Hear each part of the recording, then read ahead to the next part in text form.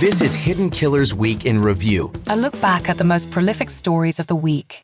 Welcome to the podcast. If you'd like to listen to an ad-free version of this episode and all of our episodes, then search True Crime Today Premium Plus on Apple Podcasts and press subscribe. That's our premium channel where all of our ad-free and advanced episodes live, all in one place. True Crime Today Premium Plus. Search it on Apple Podcasts and press subscribe. Even try it for 3 days free. Where the line between neighbor and nightmare is razor thin. Welcome to Hidden Killers with Tony Brueski, featuring former prosecutor and defense attorney Eric Faddis. The suicide of Mica Miller, a case that we've been talking about throughout this year. 30-year-old woman died April of 24, taking her own life. Out in the woods, her husband, Pastor John Paul Miller, been under the microscope for quite some time and under a lot of scrutiny, including from Mica's family, as to what his involvement may or may not have been in her death. I think it's safe to say that this was a suicide. There's no evidence. I don't see anything that points to him actually murdering her in any way, shape, or form. But coercive control is something that has been coming up as the FBI continues to investigate John Paul Miller. Let's talk about that for a little bit. Eric Faddis, defense attorney and a former prosecutor.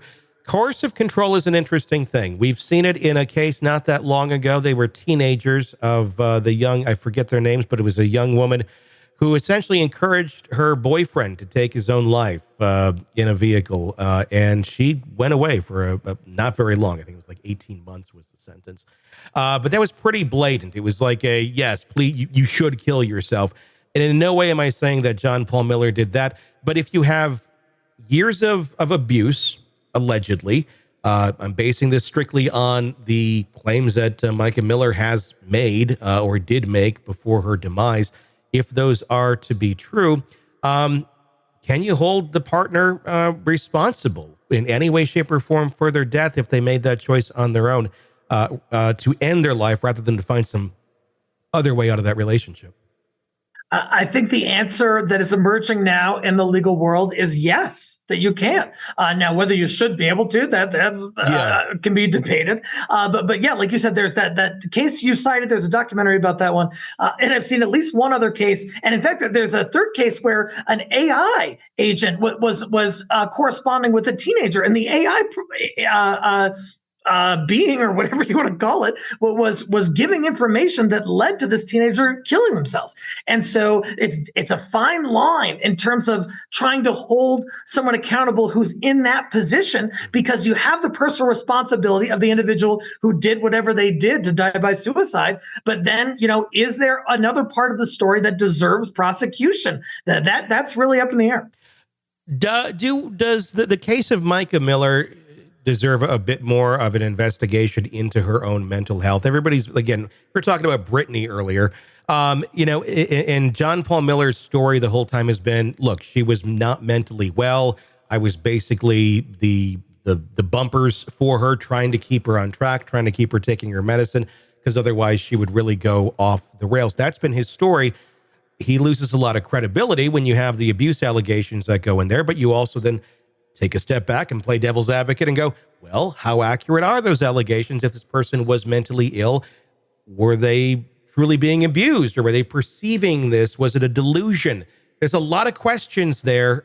There's no video of him beating her up or anything of that nature. We certainly have seen other evidence of mental abuse, without a doubt, which can be just as horrible and damning to someone.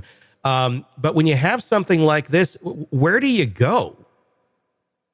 I think one way to look at it, and it's not the only way, and it's not the only consideration, but one consideration is, what was the individual's motive? Mm-hmm. Was it this motive of compassion, that you were trying to help another person who was suffering, who did not want to be here, who could maybe not have died by suicide by themselves, and you're assisting that person to end that suffering? Or is there some other nefarious motive that could come into play, some kind of selfishness, some sort of self-interest, some sort of contempt or something like that against another person? I think that is one place to start, is trying to discern the motive of the helper involved. And I think character of that individual involved obviously plays a big role And that's the problem, I think, in this case, is the character. And what we've seen, I mean, this is a relationship that began as a very, insidious affair. His best friend's wife, their babysitter, his former wife, and that's who Mica Miller is the babysitter.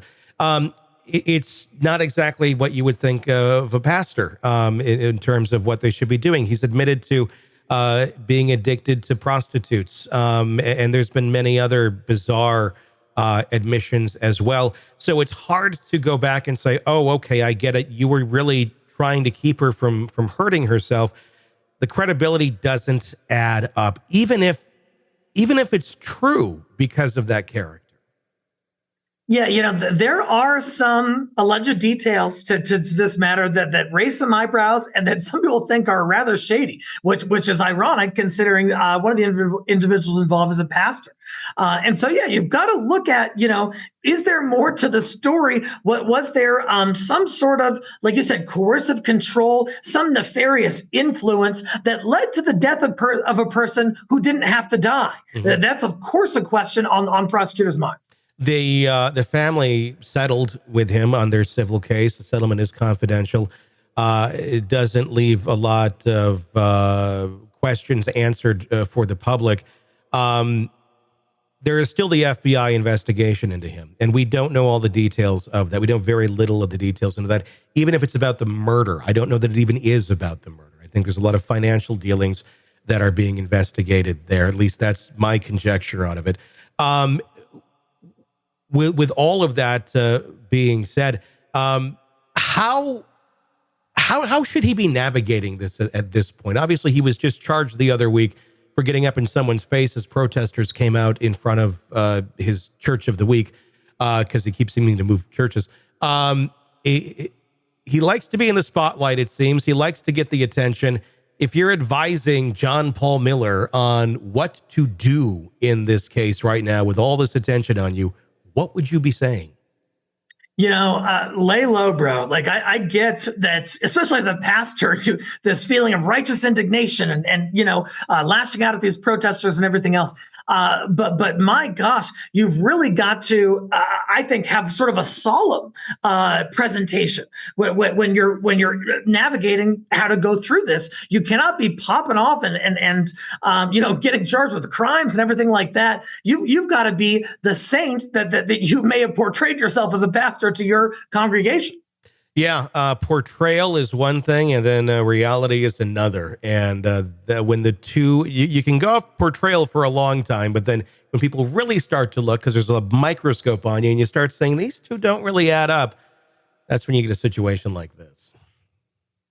Yeah, that's right. And, we see so many dark sides of folks that come out and are revealed through these investigations. And I think we're all kind of looking to see what could be revealed through this one. Welcome to the podcast. If you'd like to listen to an ad-free version of this episode and all of our episodes, then search True Crime Today Premium Plus on Apple Podcasts and press subscribe. That's our premium channel where all of our ad-free and advanced episodes live, all in one place. True Crime Today Premium Plus. Search it on Apple Podcasts and press subscribe. Even try it for 3 days free.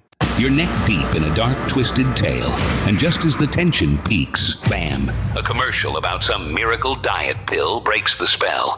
It's like finding a fly in your soup after the first bite. But here's the fix. True Crime Today Premium Plus on Apple Podcasts. You get to enjoy your crime stories without the junk.